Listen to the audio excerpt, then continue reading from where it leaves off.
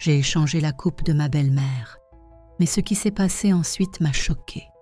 Il y a 5 ans, j'ai épousé Michael. Nous étions follement amoureux, le genre d'amour qui vous fait croire que rien ne pourra jamais se mettre entre vous. Pas même sa mère, Judith. Dès notre rencontre, Noël, j'ai senti son regard froid évaluer mes moindres gestes, mes moindres mots. « Tu n'es pas assez bien pour mon fils », disait en ses yeux, bien qu'elle ne l'ait jamais dit à haute voix. Michael ne l'a pas remarqué ou a choisi de ne pas le faire. Après le mariage, nous avons emménagé dans notre propre maison, ce qui a été une bénédiction. À ce moment-là, j'avais déjà ma fille Lily, née de mon précédent mariage. Elle avait 3 ans et Michael l'a accueillie comme la sienne. Nous étions heureux, mais Judith était comme une écharde qui vous rappelait constamment sa présence. Au cours de cette première année, elle est venue tous les week-ends. Pas d'avertissement, juste un coup de sonnette à la porte avec des sacs remplis de provisions, comme si nous étions affamés. « J'ai préparé des muffins », annonçait-elle en entrant dans notre appartement. « Lily, regarde ce que mamie t'a apporté. » Et puis elle s'emparait de ma cuisine. Ma cuisine. Elle relavait la vaisselle que je n'avais pas nettoyée selon ses critères. Elle réarrangeait les placards pour les rendre plus fonctionnels. Elle critiquait mon ménage devant Michael, toujours avec un sourire, comme s'il s'agissait d'une plaisanterie. « Michael, mon chéri, comment peux-tu vivre comme ça? Regarde, tes chemises ne sont pas bien repassées, soupire-t-elle dramatiquement. Laisse-moi montrer à Emma comment on fait correctement. Au début, je me suis mordu la langue et je suis resté silencieux. Puis j'ai commencé à protester, mais doucement, en essayant de ne pas envenimer les choses. Michael me disait « Maman essaie juste de m'aider, ne le prends pas personnellement. » Et j'ai essayé, vraiment, pour le bien de notre famille. Lorsque je suis tombée enceinte de notre enfant, l'ingérence de Judith est devenue insupportable. Elle s'est auto-proclamée mon superviseur personnel. Elle surveillait ce que je mangeais, comment je dormais, quelles vitamines je prenais. Un jour, j'ai découvert qu'elle avait jeté tout mon thé et l'avait remplacé par ses propres mélanges de plantes. « C'est meilleur pour le bébé », disait-elle avec assurance. Mon amie est herboriste. Elle sait ce qu'elle fait. C'est la première fois que j'ai vraiment perdu mon sang-froid. Judith, je comprends votre inquiétude, mais c'est moi qui décide de ce que je consomme. Tu ne penses jamais aux autres, a-t-elle rétorqué. Tu ne penses qu'à toi. N'oublie pas que c'est mon petit-fils qui grandit en toi. Ce soir-là, Michael a pris ma défense pour la première fois, en disant à sa mère qu'elle dépassait les bornes. Cela m'a donné l'espoir que notre famille était vraiment plus importante pour lui que les opinions de sa mère. Après la naissance de James, les choses se sont encore compliquées avec Judith. Elle pensait que je le nourrissais mal, que je l'habillais mal, que je l'élevais mal. Lorsqu'elle me rendait visite, elle reprenait l'emmaillotage du bébé de manière démonstrative, en disant « C'est comme ça qu'on fait, petit James. Maman ne sait pas comment faire. Maman ne sait pas comment faire. » Michael et moi avons commencé à nous disputer plus fréquemment. Je l'ai supplié de parler à sa mère, de limiter ses visites, de lui expliquer que je n'étais pas l'ennemi, mais sa femme et la mère de ses enfants. Mais il avait toujours des excuses. « Tu es trop sensible, disait-il. Maman est juste inquiète. Elle veut bien faire. » Il y a 3 ans, quand James a eu 1 an et Lily 6 ans, nous avons déménagé dans une maison plus grande avec 2 chambres d'enfants. Et devinez quoi? Judith a acheté une maison dans la même rue pour être plus proche de mes petits-enfants, a-t-elle expliqué. Michael était ravi. J'étais horrifiée. Désormais, elle pouvait passer à tout moment, me prenant souvent au dépourvu lorsque je n'étais pas parfaitement apprêtée, avec des cheveux non lavés ou un vieux t-shirt. « Bon sang, Emma, tu t'es vraiment laissée aller », disait-elle en secouant la tête. De mon temps, les femmes étaient toujours belles pour leur mari. D'une certaine manière, ce sont ces petits commentaires qui m'ont fait le plus mal. J'ai commencé à manquer de confiance en moi. Je suis devenue nerveuse et irritable. Michael est resté au travail de plus en plus tard et j'étais de plus en plus épuisée par cette tension constante. Le jour dont je vais vous parler, notre 5e anniversaire de mariage, j'avais rêvé d'une soirée tranquille et romantique rien que pour nous deux. Les enfants pouvaient passer la nuit chez ma mère. Elle me l'avait proposé à plusieurs reprises. Mais Michael a insisté pour un dîner en famille. « Invitons maman », avait-il dit ce matin-là. Elle adore que nous soyons tous ensemble. J'ai senti tout ce qui était en moi se resserrer. Michael, c'est notre jour, juste la nôtre. Il me regarda d'un air de reproche. « Emma, ne commence pas. Maman sera blessée si nous ne l'invitons pas. Et tu ne crois pas que je serai blessée si notre soirée se transforme en une nouvelle séance de critique de la part de ta mère ?» Il soupire. « Je te promets que ça ira. Je lui parlerai. » J'ai cédé. Après tout, c'était aussi sa journée. Mais j'ai décidé d'inviter également ma mère, Catherine. Avec elle, je me sentais toujours plus calme. Elle jouait le rôle de tampon entre Judith et moi. La journée commença de manière chaotique. Je me suis levée tôt pour préparer un dîner spécial, voulant surprendre Michael avec ses plats préférés. Les enfants ont aidé à la décoration. Lily a découpé des cœurs en papier, tandis que James, qui a maintenant 4 ans, a gonflé des ballons à l'aide d'une pompe spéciale. Michael est rentré tôt du travail, avec un bouquet de mes lys préférés. Il m'a embrassée, et pendant un instant, tout m'a semblé comme avant, chaleureux, sûr, réel. Mais à 6 heures précises, on a sonné à la porte. Judith est arrivée la première, avec un énorme gâteau et un paquet d'où émergeaient des serviettes emballées. « C'est pour toi, » dit-elle, en me tendant le paquet. « Des serviettes de bonne qualité. Celles de votre salle de bain sont un peu défraîchies. » J'ai forcé un sourire. J'ai forcé le sourire. « Merci, Judith. Comme c'est gentil. » Elle est entrée dans la cuisine et a examiné le dîner que j'avais préparé. Mon Dieu, tant de friture. Michael, mon cher, tu sais que c'est mauvais pour ton estomac. Et ce n'était que le premier commentaire parmi tant d'autres tout au long de la soirée. Lorsque ma mère est arrivée, l'atmosphère s'est quelque peu détendue. Catherine a toujours su s'entendre avec les gens, même les plus difficiles comme ma belle-mère. Elle a apporté une bouteille de bon vin et un album de photos qu'elle avait secrètement préparé.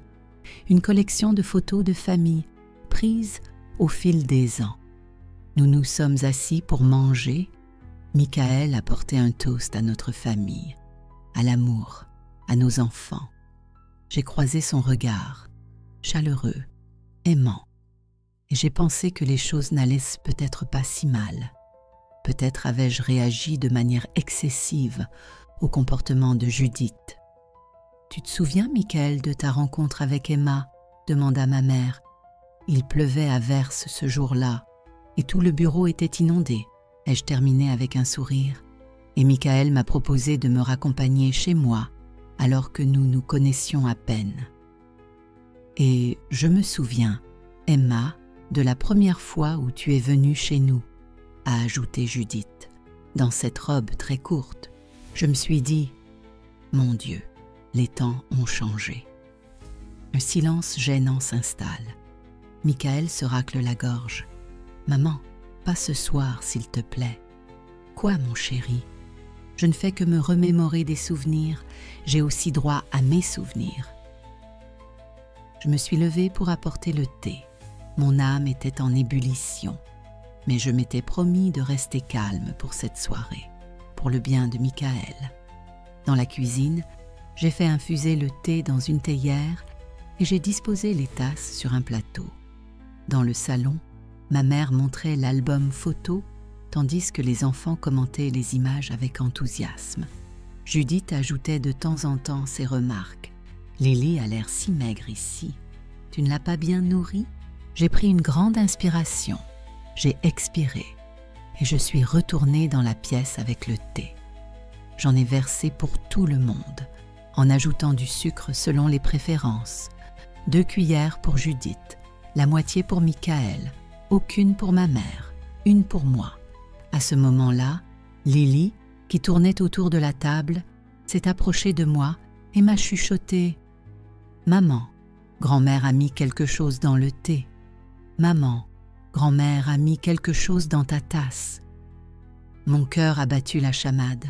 Je me suis figée, ma tasse à mi-chemin de mes lèvres. Je me suis figée, ma tasse à mi-chemin de mes lèvres. J'ai répondu en chuchotant. Quand tu es allé chercher le gâteau, elle a mis quelque chose dans ta tasse, murmure Lily. Je l'ai vu. J'ai regardé ma tasse, du thé ordinaire, visuellement pas différent des autres. Puis j'ai jeté un coup d'œil à Judith. Elle souriait agréablement, discutant avec Michael comme si rien ne s'était passé. Mes pensées se bousculent. Qu'a-t-elle pu mettre là-dedans? Des laxatifs? Quelque chose de pire? Me détestait-elle à ce point? Ou bien Lily s'est-elle trompée? « Emma, tout va bien ?» demanda ma mère, remarquant mon hésitation. « Oui, oui, tout va bien. » Ai-je forcé un sourire? Je me suis juste souvenu que j'avais oublié d'ajouter du citron. Je vais en apporter. Je suis allée à la cuisine, essayant frénétiquement de décider quoi faire. Peut-être renverser accidentellement le thé, dire qu'il avait refroidi et en faire une nouvelle tasse, mais je n'aurais jamais su ce qu'il contenait. C'est alors que j'ai compris. Je suis retournée dans la pièce avec des tranches de citron et j'ai posé ma tasse à côté de celle de Judith, tout en disposant le citron dans une assiette. Puis, lorsque tout le monde a commencé à parler, j'ai discrètement échangé les tasses. Mon cœur battait si fort que je pensais que tout le monde devait l'entendre. Mais personne n'a rien remarqué. Judith a continué à parler de Michael et moi, qui venions la voir plus souvent dans le passé, contrairement à aujourd'hui. Ma mère prit sa tasse, ajouta du citron et but une gorgée. Je l'ai observée attentivement, essayant de remarquer le moindre changement. Mais elle semblait tout à fait normale, continuant calmement la conversation. J'ai ressenti un sentiment de culpabilité. Que faisais-je?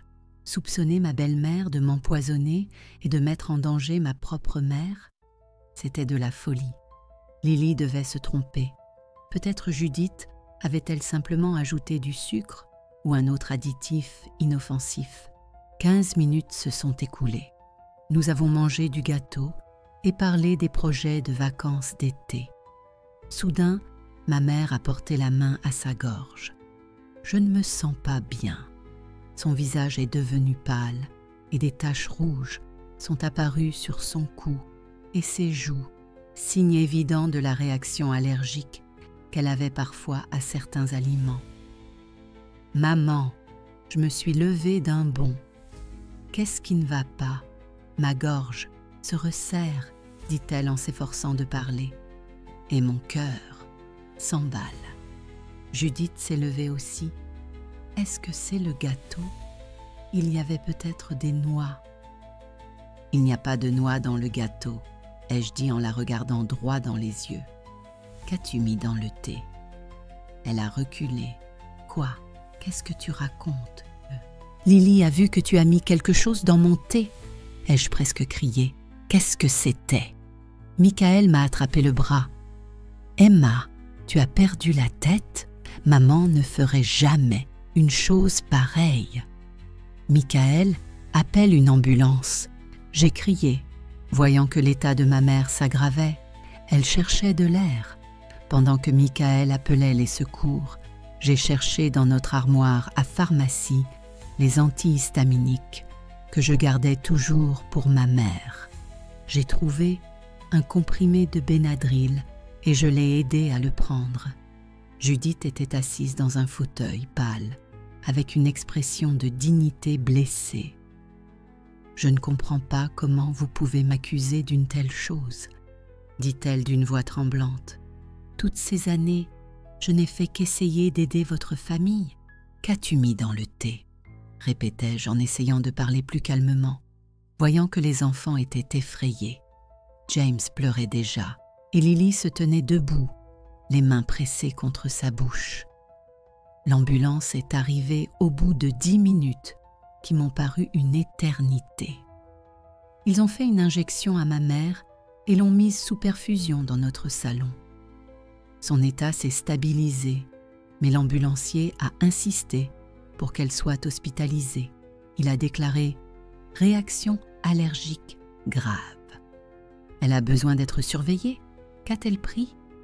Du thé, ai-je répondu en jetant un coup d'œil à Judith, avec une sorte d'additif.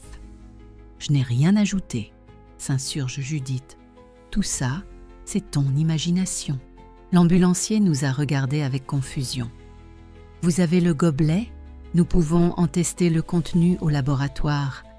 J'ai montré la tasse presque vide de ma mère. Emma, Michael a posé sa main sur mon épaule. Arrête, tu fais peur aux enfants. Ils ont emmené ma mère à l'hôpital. J'ai commencé à l'accompagner, mais elle a insisté pour que je reste avec les enfants. Ça va aller, ma chérie, ne t'inquiète pas, dit-elle faiblement. Parle-leur, réglez ça. Après le départ de l'ambulance, un silence étouffant s'est abattu sur notre maison.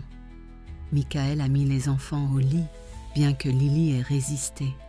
Elle voulait rester avec moi, pour me protéger. Cela m'a brisé le cœur de voir ma petite fille penser qu'elle devait me protéger. Nous sommes restés à 3 dans le salon, moi, Michael et sa mère. Un abîme semblait s'ouvrir entre nous. Eh bien, comment sais-je ? Allez-vous l'admettre maintenant ? Judith s'est pincé les lèvres. Très bien, dit-elle finalement. J'ai ajouté quelque chose au thé, mais pas pour te faire du mal. J'ai mis un peu de mélatonine dans toutes les tasses, le long du bord.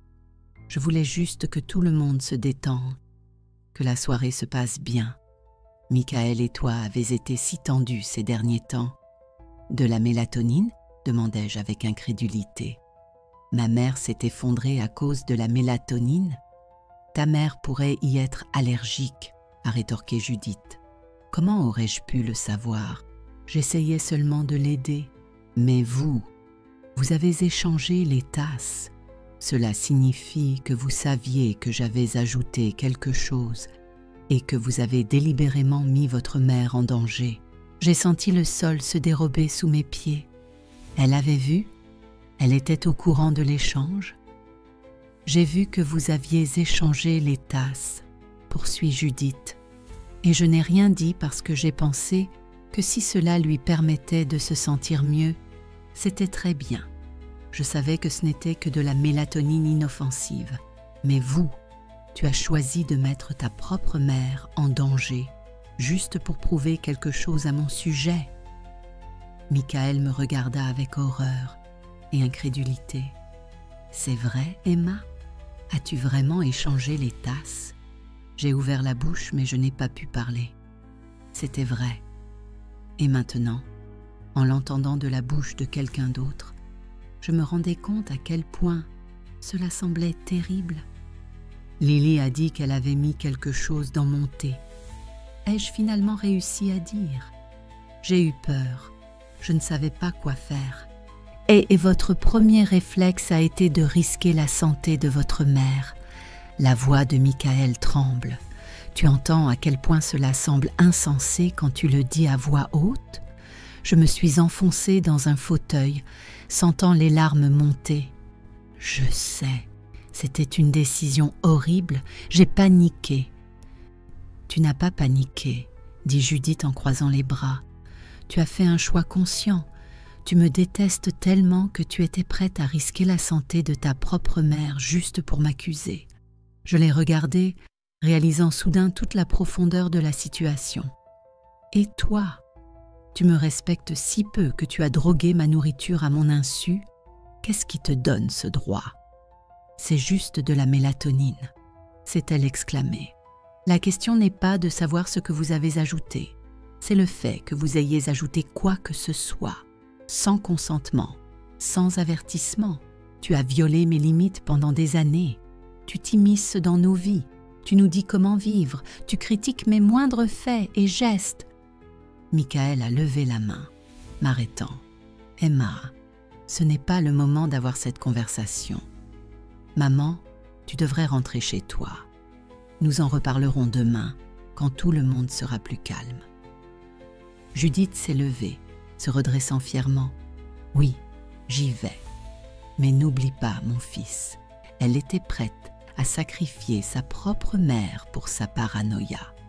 Réfléchis à la personne avec qui tu vis. » Lorsque la porte s'est refermée derrière elle, Michael et moi sommes restés seuls dans le silence de notre fête gâchée.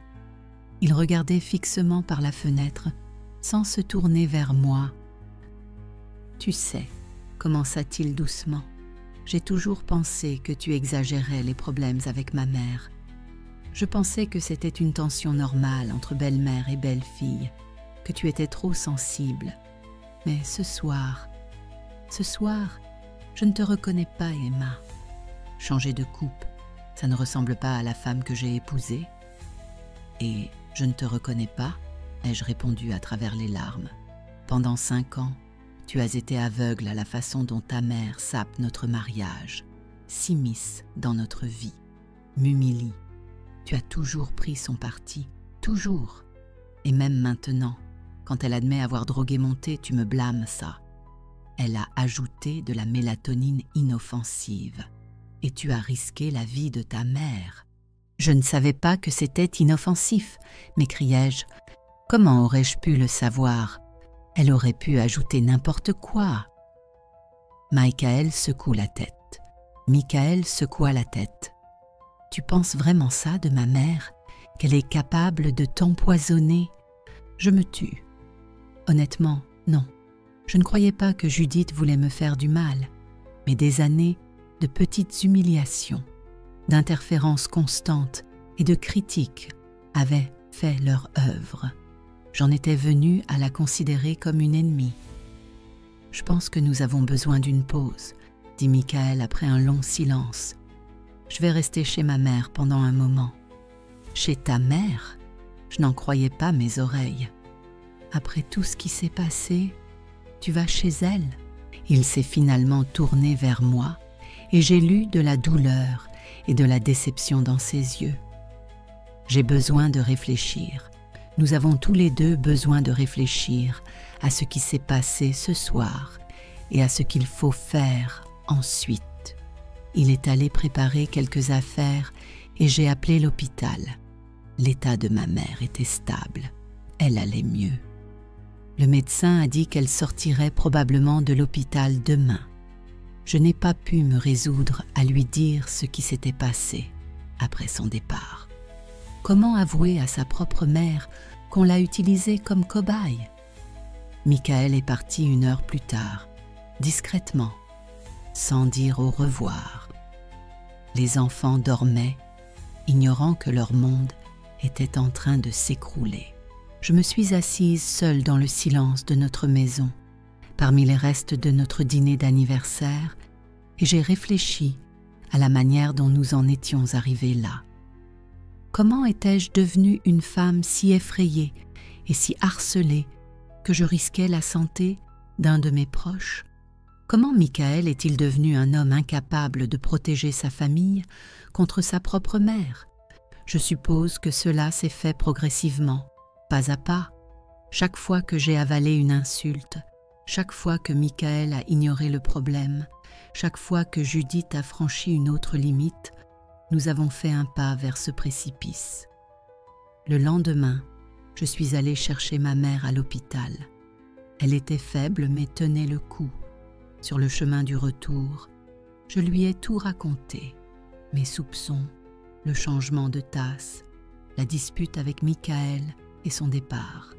Elle m'a écouté en silence, sans m'interrompre, et ce n'est que lorsque j'ai eu terminé qu'elle m'a pris la main. « Chérie, dit-elle doucement, je ne suis pas en colère contre toi.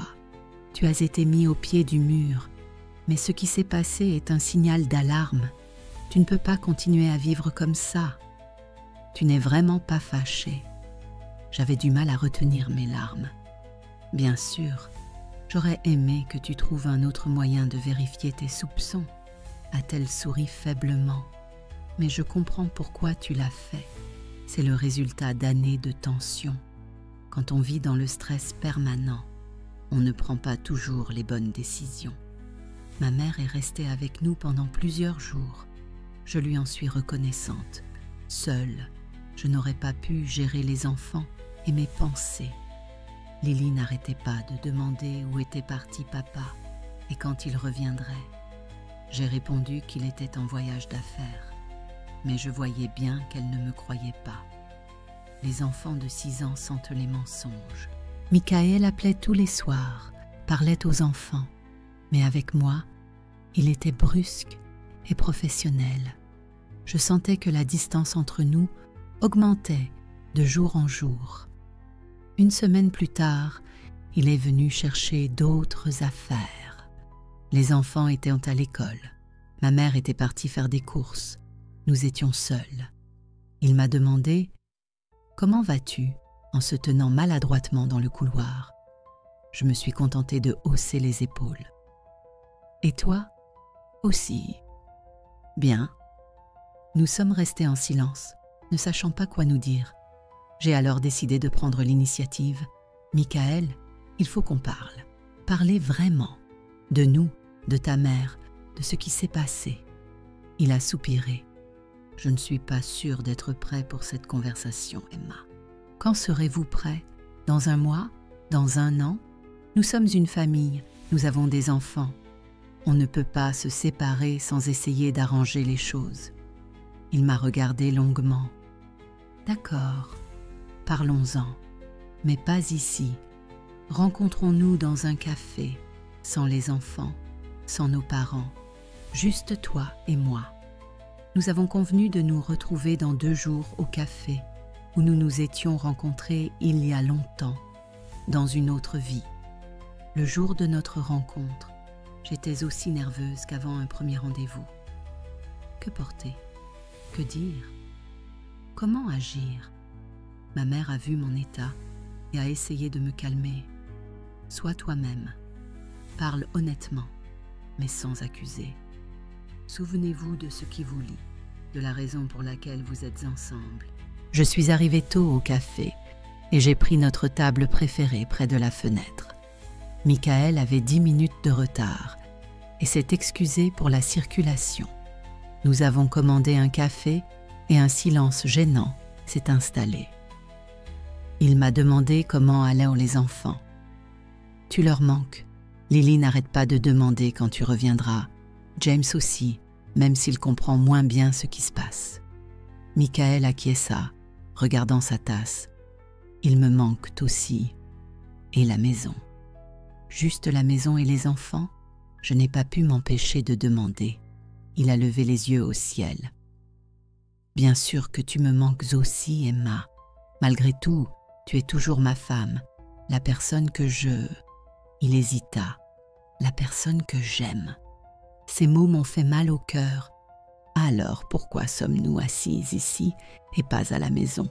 Pourquoi vis-tu avec ta mère et pas avec nous ? Parce que nous ne pouvons pas revenir en arrière, a-t-il répondu. Nous devons reconnaître que nous avons des problèmes, de sérieux problèmes. Je le reconnais, ai-je acquiescé. Je le dis depuis des années, Michael, mais tu n'écoutais pas.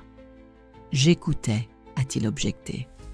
Mais je ne me rendais pas compte de la gravité de la situation. À quel point c'était dur pour toi. Je pensais que tu ne t'entendais pas avec maman, comme beaucoup de belles filles. Je ne comprenais pas que tu te sentes si coincée, que tu prennes des mesures aussi radicales.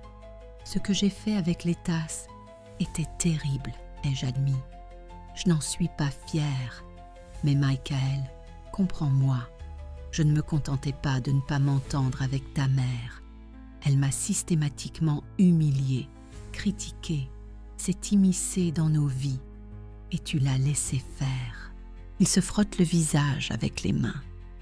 Je te suis coupable, je sais. Mais comprenez qu'elle était ma mère, le seul parent qui me reste après la mort de papa. Je ne pouvais pas lui tourner le dos. Je ne t'ai jamais demandé de lui tourner le dos. J'essayais de parler doucement, mais les émotions me submergeaient. Je t'ai demandé de fixer des limites, de lui dire quand elle dépassait les bornes, de me protéger et de protéger notre mariage. Mais tu as toujours pris le chemin de la moindre résistance, resté silencieux quand elle m'humiliait et me blâmait quand je protestais. Michael est resté silencieux pendant un long moment, puis a acquiescé. Tu as raison. J'ai évité les conflits. C'était plus facile de te dire « ne fais pas attention » que d'affronter maman. Et j'étais un lâche. Cet aveu m'a surpris. Durant toutes nos années de vie commune, je ne l'avais jamais entendu admettre une telle faute. Que s'est-il passé pendant ces 2 semaines, Michael? Pourquoi t'en es-tu soudain rendu compte? Il me regarde droit dans les yeux. J'ai beaucoup réfléchi et j'ai parlé. Avec maman, avec mon ami Dave. Je suis même allée voir un thérapeute plusieurs fois. Et petit à petit, j'ai commencé à y voir plus clair. Comment maman m'a toujours contrôlée. Comment je l'ai laissée s'immiscer dans notre mariage. Comment je t'ai laissé tomber à chaque fois. J'ai traversé la table et j'ai recouvert sa main de la mienne. Cela me touche beaucoup de t'entendre dire cela. Mais qu'est-ce qu'on fait maintenant, Michael? Pouvons-nous arranger les choses? Je ne sais pas, a-t-il répondu honnêtement. Beaucoup de choses dépendent de ta capacité à me pardonner. Et si je peux vraiment changer, et pas seulement faire des promesses que je ne tiendrai plus. Et ta mère? C'est la question la plus douloureuse. Et elle? Michael soupire. Je lui ai parlé. Je lui ai parlé sérieusement, peut-être pour la première fois de ma vie. Je lui ai dit que son comportement était inacceptable, qu'elle ne pouvait pas s'immiscer dans nos vies. Vous critiquez, sapez votre autorité avec les enfants. Je lui ai dit que si elle voulait faire partie de ma vie, elle devait respecter ma femme et ma famille. Comment a-t-elle réagi? D'abord avec hostilité, bien sûr.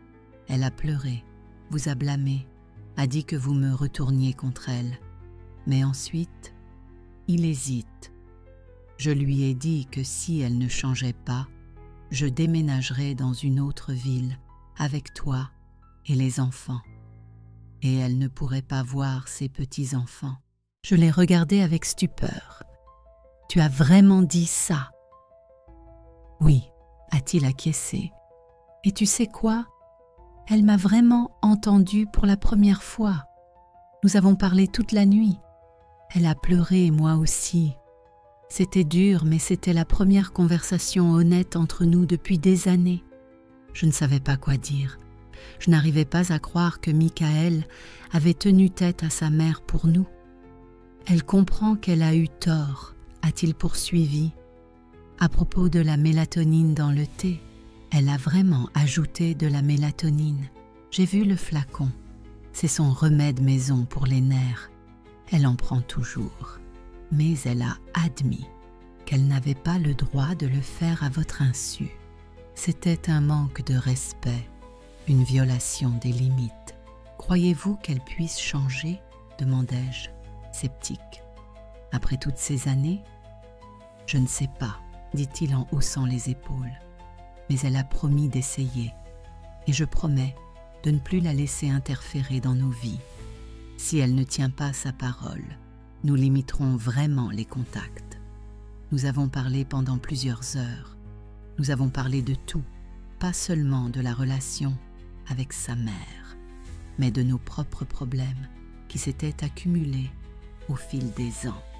Nous ne nous entendions plus vraiment. Le travail et la vie quotidienne nous accaparaient. nous commencions à oublier la raison pour laquelle nous étions ensemble. Lorsque nous avons quitté le café, il faisait déjà nuit. Michael m'a accompagnée jusqu'au métro. « Tu reviendras à la maison ?» ai-je demandé. « Si tu es prêt à me donner une autre chance, » a-t-il répondu. « Mais je comprendrai si tu as besoin de plus de temps. Je t'ai laissé tomber de nombreuses fois, Emma.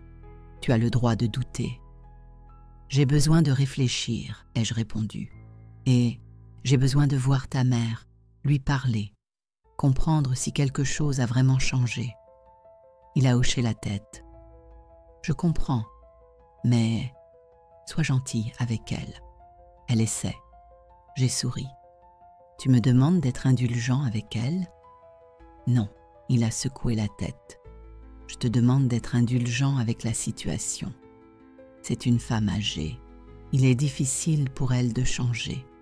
Mais elle essaie, pour moi, pour les petits-enfants. Elle a même accepté de voir un thérapeute. 3 jours plus tard, j'ai rencontré Judith. Nous avions convenu d'un rendez-vous en terrain neutre, dans un parc que nous fréquentions rarement. Elle avait l'air âgée et en quelque sorte déconfite. Ce n'était pas la femme autoritaire que je connaissais. Nous nous sommes assises sur un banc et sommes restées silencieuses pendant un certain temps. « Emma, » commença-t-elle enfin, « je veux m'excuser auprès de toi, pour tout, pour des années de manque de respect, pour m'être immiscée dans vos vies, pour ce terrible incident avec le thé. J'avais tort, je l'ai regardé, n'en croyant pas mes oreilles. Pourquoi maintenant, Judith? Pourquoi pas plus tôt, alors que pendant des années je t'ai supplié de respecter mes limites? » Elle a soupiré. « Parce que j'étais aveugle. Je pensais faire ce qu'il y avait de mieux pour Michael, pour les petits-enfants. Je n'ai pas vu que j'aggravais les choses, ou je n'ai pas voulu voir. » Elle fait une pause. « Vous savez, quand mon mari est mort, Michael est devenu tout pour moi. Ma seule personne proche, ma raison de vivre, j'ai tout mis en lui. Et quand il s'est marié, j'ai eu l'impression que vous me l'enleviez. Je n'ai jamais voulu te l'enlever, ai-je dit calmement. Je voulais que nous soyons tous une famille, mais dès le premier jour, tu m'as vu comme un rival. » Oui, a-t-elle acquiescé, et c'était stupide. Je m'en rends compte maintenant. Michael nous aime tous les deux, mais de manière différente, et il n'a pas à choisir entre nous. Je ne savais pas si je devais la croire, mais je voyais qu'elle essayait sincèrement. « Qu'est-ce que tu suggères ?» j'ai demandé. « Comment aller de l'avant ?»« Je respecterai tes limites, » a-t-elle dit fermement. « Je t'appellerai avant de venir. Je ne critiquerai pas ton éducation, ta cuisine, ta maison. Je ne m'immiscerai pas dans votre relation avec Michael. » Elle m'a regardée avec une vulnérabilité inattendue. « Je veux juste faire partie de la vie de mon fils et de mes petits-enfants, selon vos conditions. » « Pas à mes conditions, » j'ai secoué la tête. « Selon nos conditions mutuelles, nous devons tous apprendre à nous respecter les uns les autres. » C'était une conversation difficile, mais peut-être la première véritable entre nous depuis toutes ces années. 1 semaine plus tard, Michael est rentré chez lui. Nous avons décidé d'essayer à nouveau, avec de nouvelles règles, une nouvelle compréhension, une thérapie pour nous deux. Les enfants étaient ravis de voir leur père à la maison, en particulier Lily, qui s'était accusée d'être responsable de notre dispute pendant tout ce temps. Après tout, c'est elle qui m'a parlé du thé. 3 mois ont passé. Je ne dirai pas que tout est parfait. Nous avons encore des moments difficiles. Judith s'oublie parfois et commence à donner des conseils non sollicités. Michael évite parfois les conflits et je réagis parfois trop vivement à de petites choses. Mais nous apprenons. Nous apprenons à nous écouter l'un l'autre, à respecter les limites, à résoudre les problèmes ensemble et non séparément. Récemment, nous avons eu un dîner en famille. Moi, Michael, les enfants, ma mère et Judith. J'étais nerveuse à l'avance, craignant que tout ne se répète. Mais la soirée s'est étonnamment bien passée. Elle n'a pas été parfaite. Il y a eu quelques moments gênants, mais nous nous en sommes sortis. Nous avons ri, parlé des projets d'été, regardé des photos, et j'ai croisé le regard de Judith. Il ne contenait aucun jugement, seulement de la chaleur et peut-être un peu de regret. Lorsque tout le monde est parti, Michael et moi nous sommes assis sur le canapé, enlacés. « Tu crois qu'on va y arriver ?» demandai-je. « On va vraiment tout arranger ?»« Je ne sais pas, » a-t-il répondu honnêtement. « Mais nous devons essayer, pour les enfants, pour nous-mêmes, toi et moi. Nous valons la peine de nous battre pour notre famille. » J'ai posé ma tête sur son épaule, en pensant à ce que nous avions traversé et à ce qui nous attendait encore, à la facilité avec laquelle on peut détruire la confiance et à la difficulté de la reconstruire. À quel point l'amour n'est pas seulement un sentiment, mais un choix quotidien que nous faisons.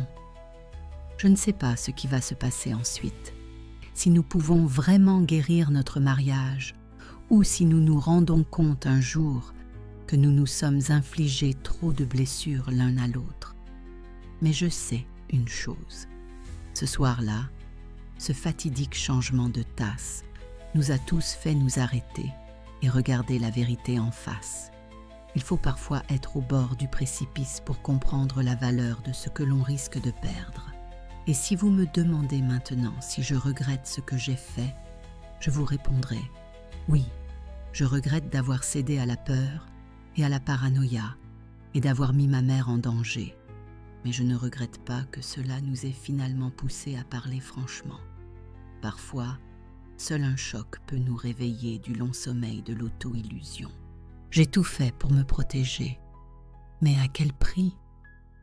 Aujourd'hui, je connais la réponse à cette question. Le prix était élevé, mais il en valait peut-être la peine, car aujourd'hui, je protège non seulement ma personne, mais aussi notre famille. Et je ne le fais pas seul, mais avec Michael, comme il se doit.